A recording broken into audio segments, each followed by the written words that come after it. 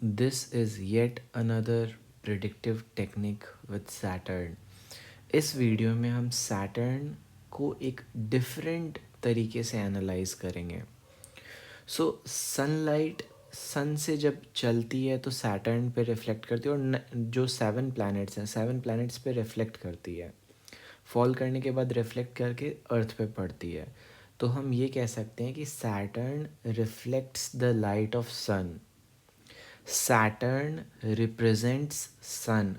तो आपके birth chart में जो सैटर्न का प्लेसमेंट है वो प्लेसमेंट ये शो करता है कि जो सैटर्न है it is representing sun in which house. आपके कुंडली में सूर्य की स्थिति जहाँ पे भी है वो जगह आपका एरिया ऑफ वर्क बन गया।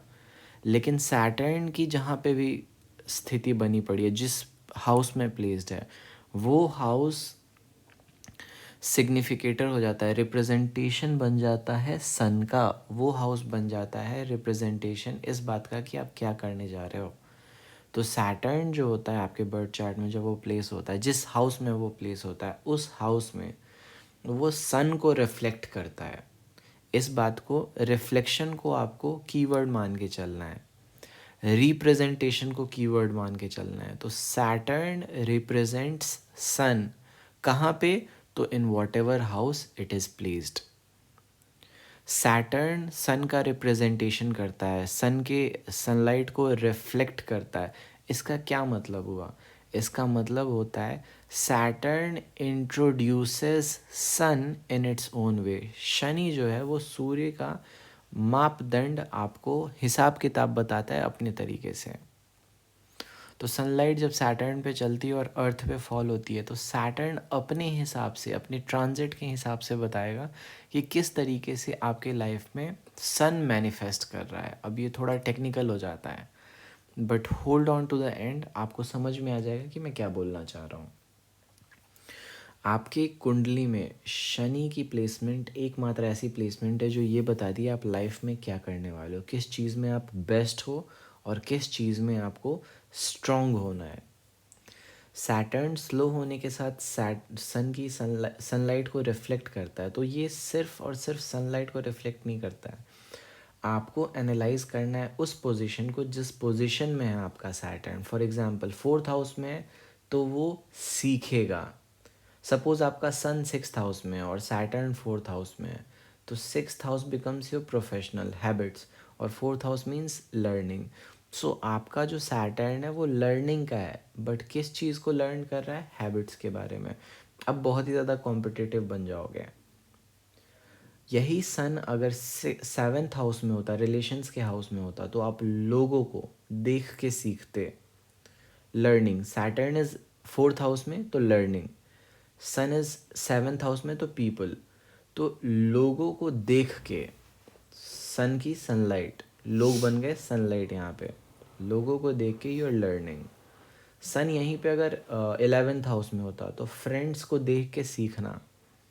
अगर 1st हाउस में होता सन और सैटर्न 4th हाउस में होता तो खुद को देख के सीखना, खुद से कुछ ना कुछ सीखना, मतलब आप खुद से कुछ ना कुछ सीखते। ये बहुत टेक्निकल है, इसको समझने में थोड़ा टाइम लगता है बट विथ प्रैक्टिस आपको आ जाएगा। आपको सन और सैटर्न को अलग अलग एनालाइज नहीं करना है, आपको ये देख लेना है कि आपका सन किस हाउस में पॉजिटेड है। जिस हाउस में आपका सन पॉजिटेड होगा उस हाउस के रिफ्लेक्शन को सैटर्न रिप्रेजेंट करेगा उस हाउस में जिस हाउस में वो पॉजिटेड होगा। चलो एक अलग एग्जांपल लेते हैं। सपोज आपका सन दूसरे स्थान पे, तो दूसरा स्थान भोग का स्थान होता है, खाने पीने का स्थान होता है, कपड़े का स्थान होता है। और सैटर्न आपके सपोज 10th हाउस में, तो 10th हाउस रेस्ट करने का, स्टोर करने का हाउस होता है। तो सन की लाइट को रिफ्लेक्ट करता है सैटर्न 10th हाउस में। तो 10th house is storing, 10th house is keeping things to rest, 10th house is doing nothing and doing going on vacations, 10th house. So दूसरे स्थान को 10वें स्थान पे रिप्रेजेंट कर रहा है सैटर्न। क्यों? क्योंकि सैटर्न सनलाइट को रिफ्लेक्ट करता है। दूसरा स्थान क्या है? आपके भोग का स्थान। तो आप जो है रेस्ट करोगे लेकिन अपने घर में ही रेस्ट करोगे। 10th house is resting, 2nd house is your room, आप दिन भर रूम में पड़े रहोगे। ये एक छोटा सा एग्जाम्पल है जिससे आप सैटर्न और सन को यूज़ करना सीख जाते हो।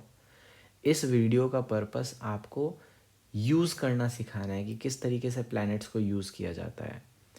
सन की सनलाइट को सैटर्न रिफ्लेक्ट करता है अपने हिसाब से, तो सन का प्लेसमेंट देख लो कि किस हाउस में प्लेस्ड है, और फिर सैटर्न का प्लेसमेंट देखो। सैटर्न सन को उस हाउस में रिप्रेजेंट कर रहा है।